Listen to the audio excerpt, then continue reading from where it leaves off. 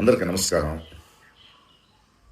ఒక లిటరరీ ఫెస్టివల్‌లో 'art and its resilience' అనే ఒక విషయం మీద నేను చేసిన ప్రసంగం, ఒక సంవాదం.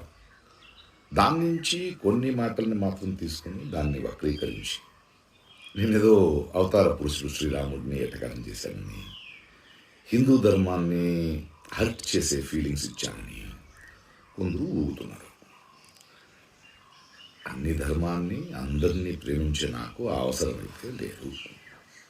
కానీ ధర్మాన్ని మతోన్మాదంతో అడ్డుపెట్టుకొని అసహ్యమైన రాజకీయం చేస్తున్న వాళ్ళని నేను అడిగే ప్రశ్నలకి సమాధానం ఇవ్వలేక కొందరు నన్ను యాంటీ హిందూ, హిందూ ధర్మ విరోధి అని బింబించడానికి ప్రయత్నిస్తున్నారు.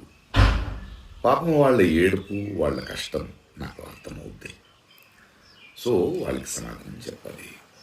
ఇప్పుడు ఏమైందంటే, నేను ఇప్పుడే తమిళనాడు ఎలక్షన్స్ అయిపోయి కొంచెం తోట పనిలో ఉన్నాను.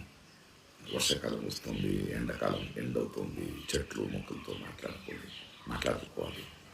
సో ఆ పనిలో ఉన్నాను. త్వరలో వస్తాను. అప్పటిదాకా మీరు మీ పనులు చూసుకుంటారా, లేదా ఇలాగే వాగుతుంటారా, ఊగుతుంటారా, మీ డిసిషన్. ఓకే.